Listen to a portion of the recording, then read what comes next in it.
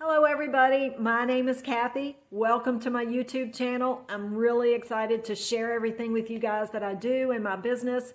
It's called Homespun Market, and I build new and upcycle farmhouse furniture and decor. We do a lot of thrifting, DIY, upcycling, and build new projects. So if that sounds like something you'd like to watch, please give me a thumbs up. Please subscribe to my channel and definitely hit the notification bell. I'm going to do my best to get a video up every week, but it might not happen in the beginning. So please be patient and just hit the bell, and then you can join us when I have a new video. So in this video, we're building a couple of things from scratch. I have some thrifted items that we're going to build something to go along with, and we're going to finish up some projects that I had done previously that I felt like were a little bland. So we're going to do some graphic transfers on those. And the first thing we're going to do, though, is build a shiplap wall in my shop. I'm very excited about it. I need a good place to stage my finished items before I post them for sale. So we're going to get that done. But definitely hang around to the end. I have a surprise. I'll come up with a way that we can interact and you guys can have some input on how I upcycle a project for the next video. So we're going to get going on that right now. Let's hit it. I wanted to build this shiplap staging wall 6 feet wide. So I used my level just to draw a vertical line, two vertical lines 6 feet apart. I know my floor is level, so I'm going to start with one full board. I got these cut at Home Depot. They did me a big favor because I don't think I could have handled this floppy stuff on my table saw, and I used Luan. So they were 8 feet long, and I cut one down to 6 feet, used it first, and then I used the 2-foot cutoff to start the next row, which is really what you want to do whether you're doing shiplap or flooring, so that you don't really end up with a recognizable pattern in your gaps. I think if you're going any distance, it never hurts to use an odd piece or stick another whole piece back in there just to make sure you don't have a pattern. But this stuff was a little bit flimsy. It was Luan, and I was using it because of the price, and I also have a large room in my house I want to shiplap this winter, and I was seeing if I thought this might work. And even though I got it done, I think underlayment is going to look a lot better, and it's more rigid, and it's going to be much easier to work with, and it'll be easier for me to cut and trim. I was lucky enough to get very close to this conduit that's in the middle of the wall. I'm going to have to build a box around this conduit, and the shelf that I have is going to sit on top of that box. So the shelf is going to end up being encased in this box. So once I got everything done all the way up to the bottom of the conduit, I think I missed filming it, but I just used my level and I drew 2 more lines from the top down. And then when I started at the top, I was able to start with another full piece because I know that the 2x4 at the top of my wall is level. So I did the same thing here. I cut 2 feet off of a full board, and then I used the 2-foot cutoff to start the next row. And this was really a short span, so I didn't have to worry about adding an odd piece here or there, and it worked out really well. I was so excited to get this done, and it went pretty fast because it was just a small area. And now I have some experience doing some shiplap, and when I do my room in the winter, we'll use underlayment, and I'll probably put that on a future video. Now, this is the next to the last row, and on the last row, I'll tell you that this stuff was so hard to work with, even though Home Depot used their big fancy saw that they have. It curved many of the boards on the ends. And I didn't realize that until I started working with it. And when I started this last row, I almost ran out of material. In fact, I didn't have any material left that was a full 6 inches wide all the way down. So I had to chop up my last two boards to make sure I didn't hit a gap and to make sure I had enough to cover this last row.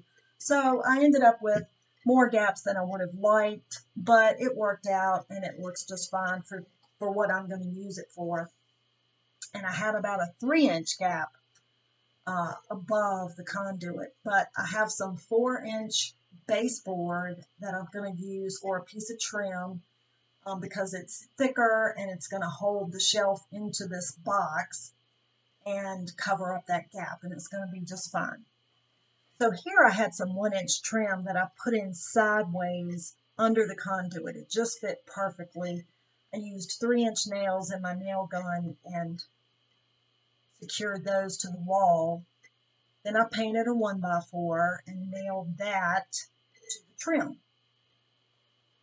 So now this box is just kind of hanging there on this trim. It was pretty sturdy though, but once I got it all nailed in, I put my 1x8 stained pine board up as my shelf.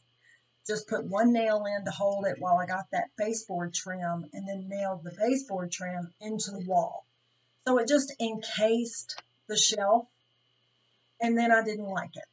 I think the shelf got lost in the wall, and it was sturdy, but I needed to do something else. And I have some vertical footage coming up, and I apologize for that, and you'll see it better at the end, but I did go back with some scrap trim and make 3 supports, and it looks a lot better.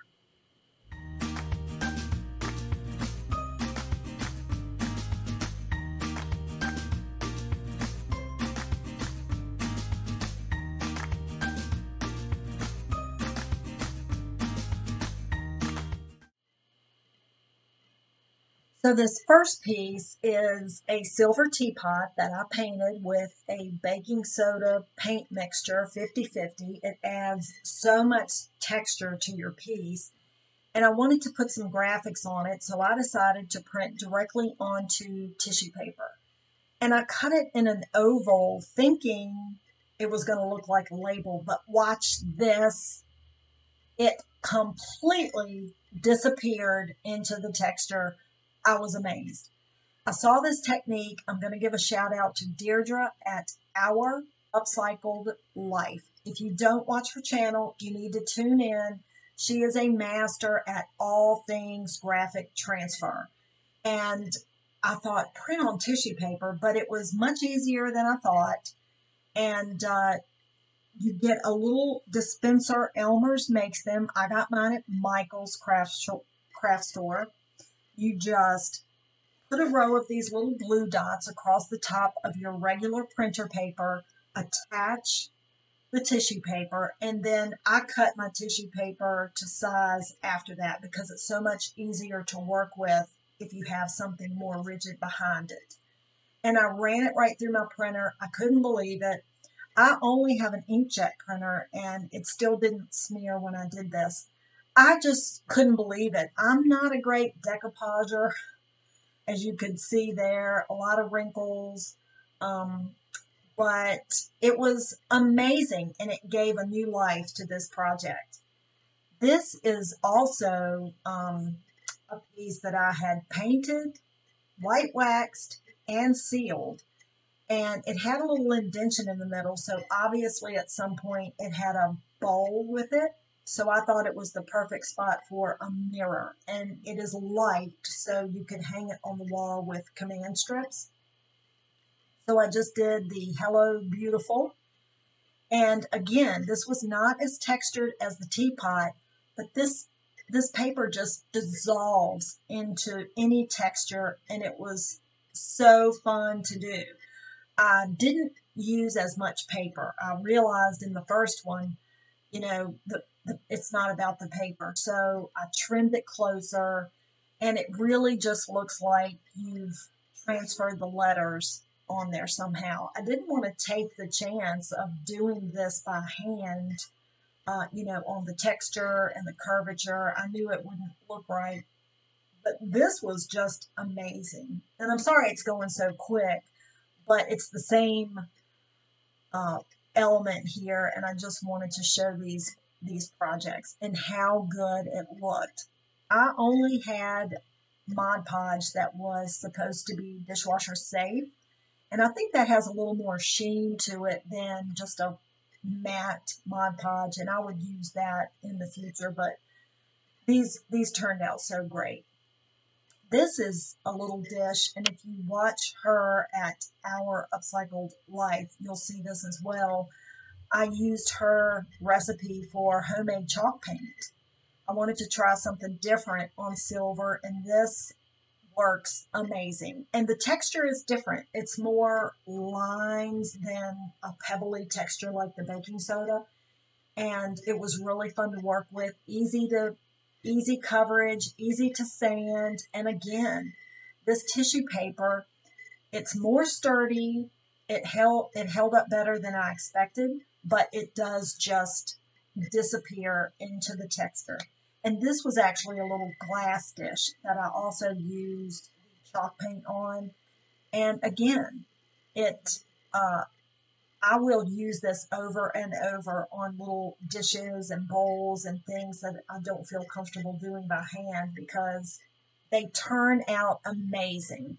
It was very easy to do, and you should give it a try. You'll love it.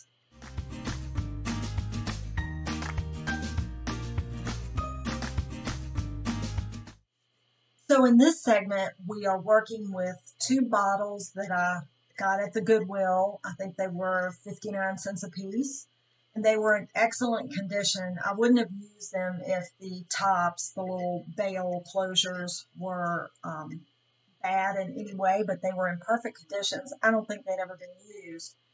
I'm using that big piece of wood there because the whole time I did this, I thought I was going to have a spacer in the box. So I just used a little piece of pallet wood for the bottom. I always start with the bottom on a wood tote or spindle box, whatever you want to call it. Whether I'm doing a custom size or if I just pick up a piece of scrap wood, I just let whatever size that is determine the size of my box. I mean, all you have to do is cut your front and back the same length, and now you've got your bottom, your front, and your back, and you're done with most of it. So I just cut this 5-inch baseboard to the same size as or the same length rather as the base. And then I used this old pine board for the sides.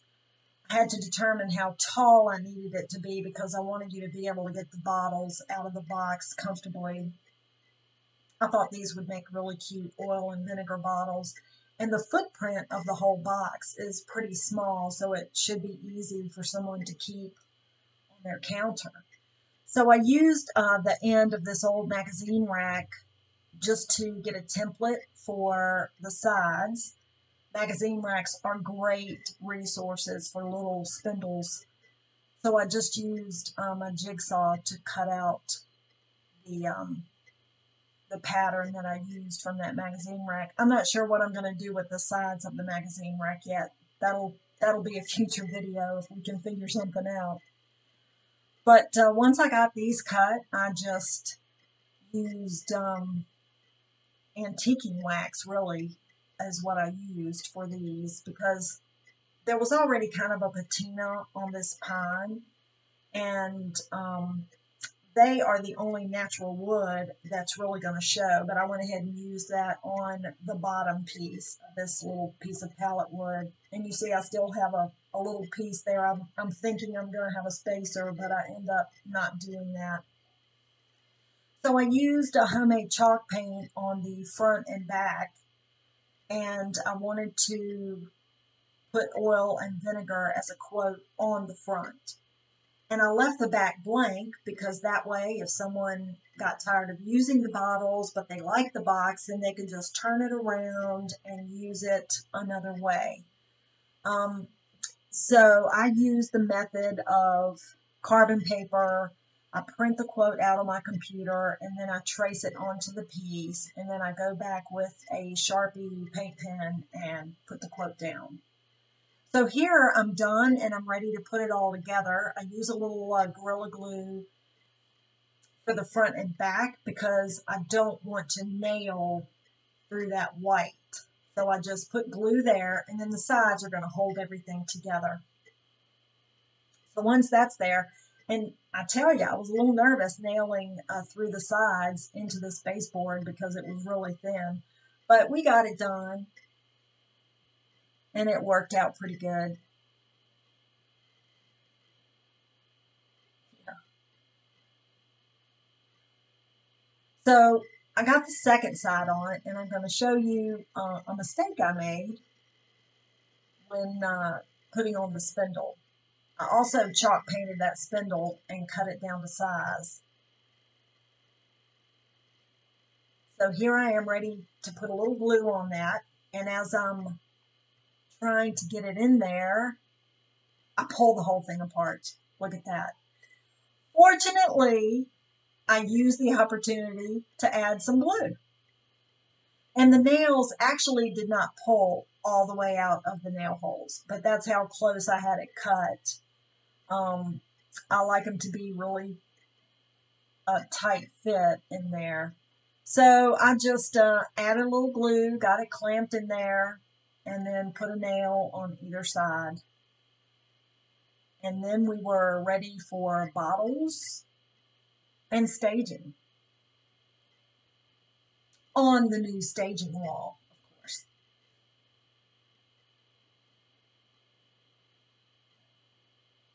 There you go. Here it would just be, as I said, small footprint, so really, really easy to keep on your counter. And then you could just take the bottles out, turn it around, and use it for towels or utensils, or maybe even a little plant.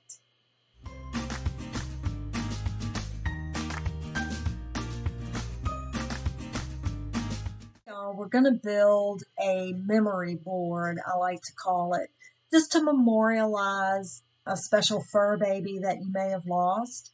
I'm using 1x4s here, but you could use pallet wood or just one full piece of plywood, any scrap wood you have laying around. I used 3 pieces, and I think they were about 12 inches long here. But you can be really creative with sizes and finishes on these. I don't entirely trust glue when it comes to my wood projects, so I did put some pocket hole screws in mine, and I'll show you how to do that in a future video when we're building some furniture.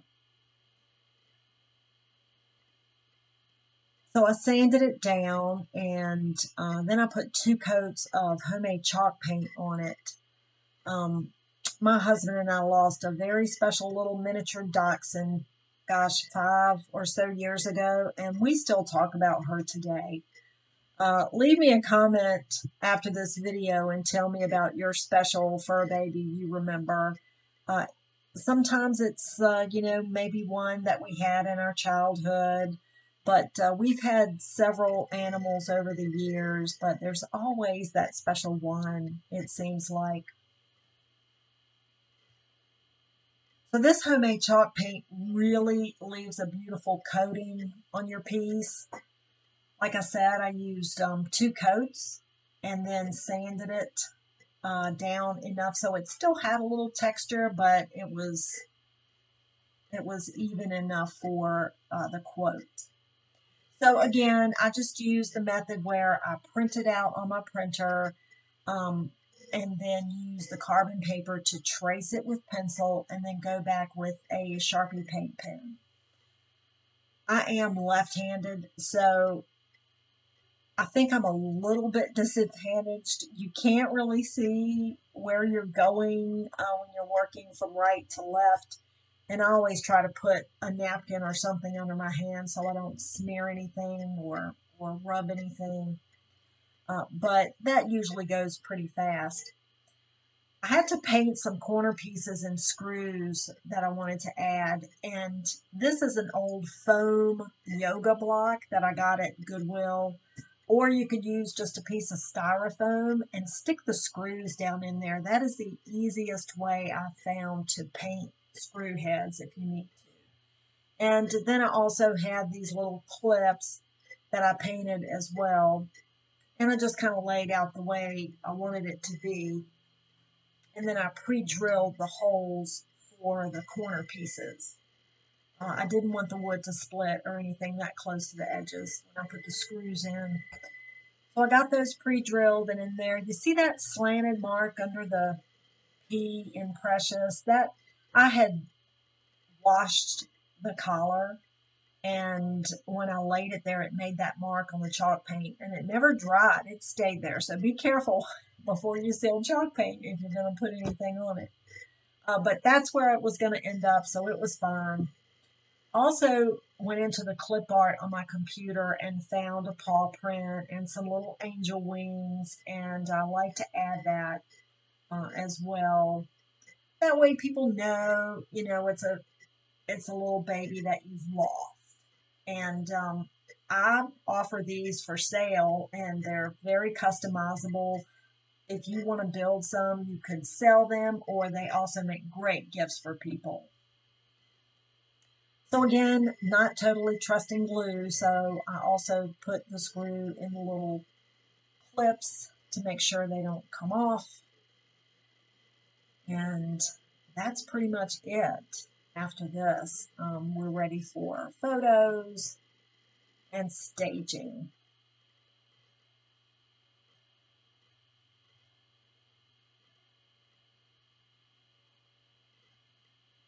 And there's the finished product. You don't see actual photographs very often anymore. I had to dig these out of my scrapbook, but I have a lot of photos on my drive, and I will print some others out and trade them out. And there she is. Very special.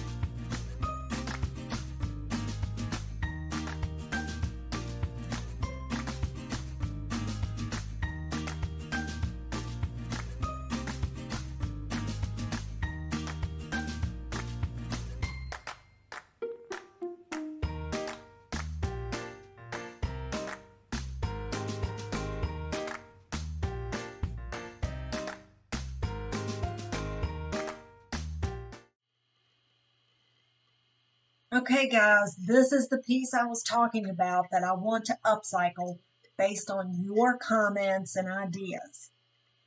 It has a rigid texture on the sides. It's really interesting. It had a little bird on a perch there. We do not have to keep that. We could fix the roof. It had an old vine attached to it. I've already taken that off. It sits about 13 inches high, and it's about 5.5 inches square, so it's tall and skinny. We could cut it down, we can paint it, I can stencil, I can paint a grain sack stripe, just whatever you think this should be. And that's what we'll have upcycled and ready for you to see in the next video based on your comments. It has some cute detail on the sides here that would stand out if it were painted. But it looks like they tried to burn it in places for some sort of effect. But anyway, thank you guys so much. Make sure you leave a comment. Make sure you hit the bell. And make sure you subscribe so you'll know when the next video is out and when this viewer upcycle is finished.